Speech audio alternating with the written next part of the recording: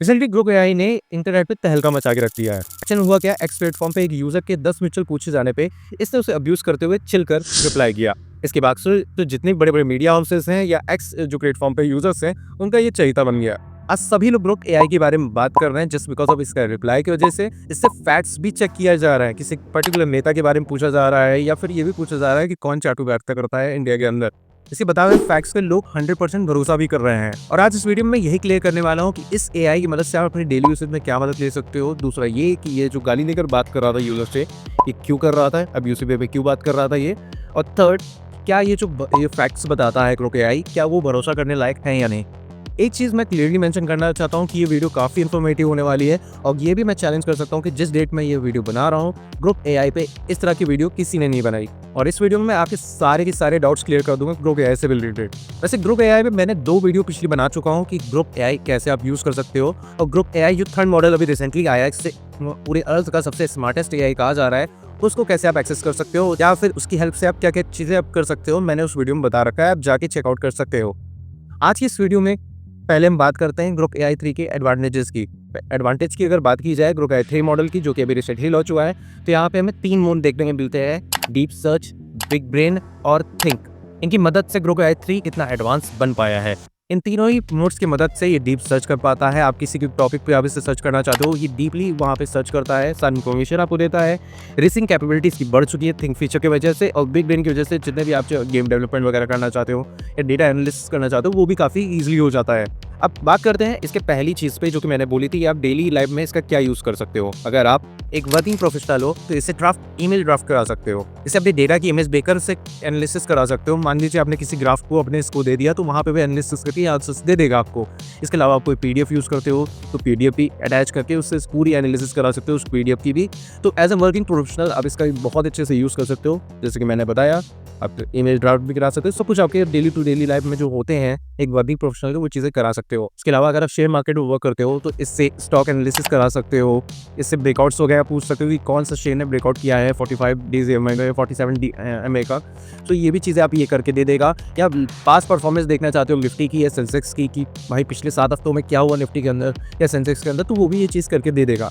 इसके अलावा अगर एक हाउस वाइफ हो आप, तो आप इससे कुकिंग रेसिपीज पूछ सकती हो, ग्रोसरीज की लिस्ट बनवा सकते हो, या फिर आपके घर में कोई इवेंट होने वाला है तो उससे रिलेटेड लिस्ट बनवा सकते हो। आपकी कोई हाउस होल्डिंग कोई चीज़ खरीदना चाहते हो तो वहाँ पे डिफरेंट ब्रांड्स की कंपैरिजन कर सकते हो। जैसे कि आपके सामने मैं स्क्रीन पर दिखा दे रहा हूँ कि मैंने इससे कुछ एसीज के बारे में पूछा। मैंने अपनी इसके प्रेफरेंस बता दी कि भाई मुझे इस कैटेगरी में मुझे चीज़ चाहिए, और इसलिए मुझे डिफरेंट रिजल्ट्स लेकर दिए हैं, आप देख सकते हो अपनी स्क्रीन पे।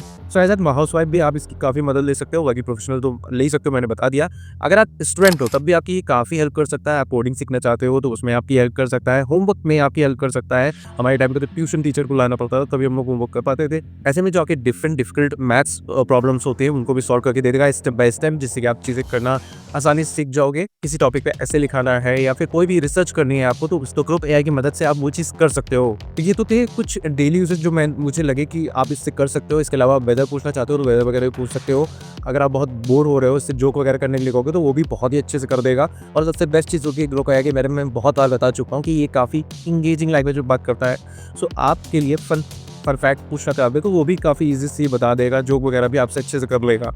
अब बात करते हैं कि ये अब्यूसिव वे में बात क्यों कर रहा था। तो यार देखो दोस्तों, सिंपल सी एक चीज़ है कि ग्रुप एआई को जो डेवलप किया गया है वो इस वे में किया गया है कि ये काफ़ी विटी आपसे बात कर सकता है, सरकास्टिक में बात कर सकता है और रेबेलियस फॉर्म में भी बात कर सकता है। इन तीनों चीज़ों को इसमें इसलिए इंक्लूड किया गया है ताकि ये लोगों को इंगेज रख सके अपने साथ में। जैसे वो बात कर रहे हैं वैसे ही उस लैंग्वेज में बात करें।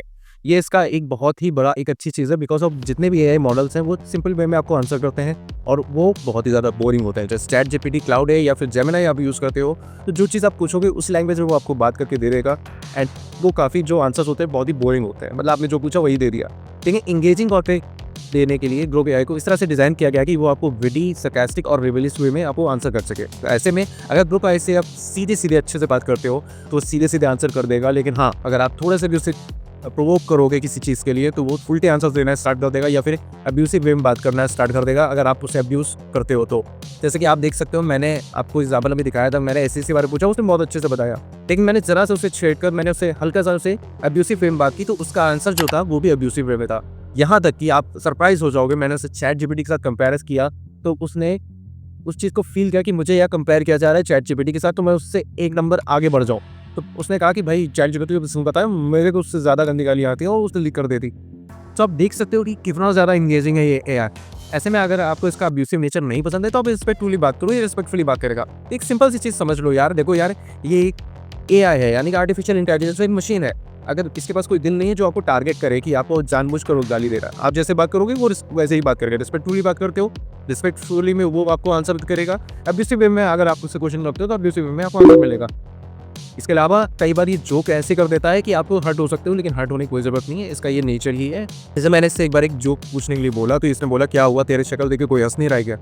तो ऐसे में मैं हर्ट नहीं हो सकता, ऐसा होना भी नहीं चाहिए कि बिकॉज ऑफ ये जस्ट एआई है और ये आपको हंसाने के लिए इस तरह से प्रोग्राम किया गया है। इसके बाद आते हैं थर्ड पॉइंट पे, दैट इज़ फैक्ट। क्या इसके फैक्ट पे भरोसा करने लायक हैं इसके फैक्ट्स?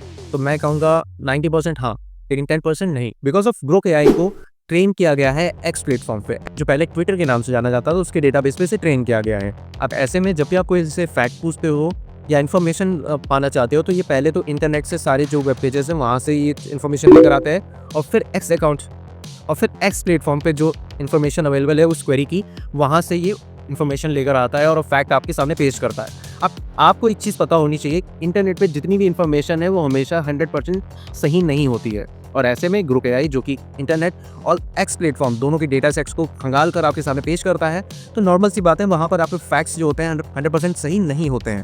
भाई एक्स प्लेटफॉर्म पर कितने ज़्यादा यूजर्स हैं जो कि एक पर्सन को लेकर डिफरेंट ओपिनियन रखते हैं। जस्ट लाइक मुझसे अगर पूछे नरेंद्र मोदी कैसे हैं, तो मेरे ओपिनियन शायद कुछ अलग हो सकता है। मेरे पिताजी से पूछा था नरेंद्र मोदी कैसे हैं, तो उनका ओपिनियन कुछ अलग हो सकता है। और हम दोनों ने अगर अपने अपने ट्वीट्स एक्स पे कर रखे हैं, उन दोनों को ही चेक करेगा और जब भी नरेंद्र मोदी जी के बारे में बात की जाएगी तो दोनों ही ट्वीट्स को देखेगा और उसके बेस पे वो आंसर करेगा। तो ऐसे में एक्स यूजर, क्योंकि बहुत सारे बायस्ड हो सकते हैं, भाई उनको नरेंद्र मोदी जी ज़्यादा पसंद है, तो हो सकता है 1 लाख लोगों में से 60,000 लोगों ने या 70,000 लोगों ने उनके अच्छाई में ट्वीट किए हों और 30,000 लोगों ने उनकी बुराई के बारे में ट्वीट किए हों। तो ऐसे में वो 70,000 लोगों की ट्वीट्स को भी देखेगा, 30,000 लोगों की ट्वीट्स को देखेगा और उसके बेसिस पे वो आंसर करेगा।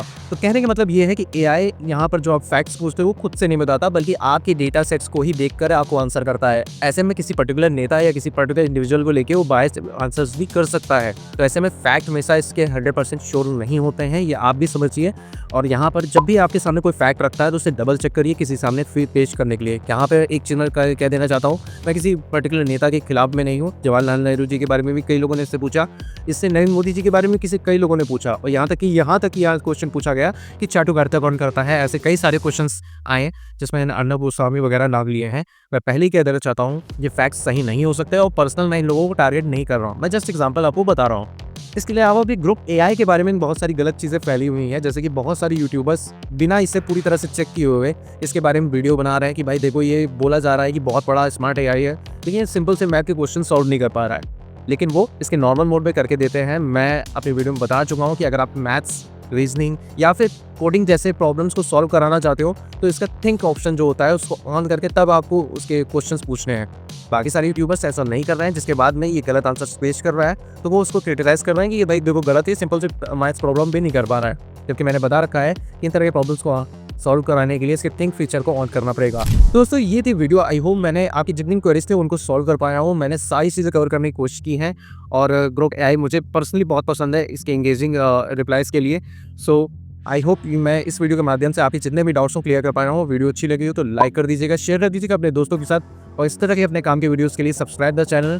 फेसबुक, ट्विटर, एक्स, अगर हम यहाँ पर हो तो प्लीज़ वहाँ अकेले मत रहो, वहाँ मुझे फॉलो कर सकते हैं, वहाँ पे भी हम दिल की बातें कर सकते हैं। और हाँ, कमेंट बॉक्स आपका है, सो वहाँ पे ग्रोक एआई से रिलेटेड या फिर पूरे ओवरऑल चैनल से रिलेटेड कोई भी क्वेश्चन हो तो आप मुझे कर सकते हो, मुझे बहुत पसंद आएगा। See you soon my next video, stay connected. जय हिंद, वंदे मातरम।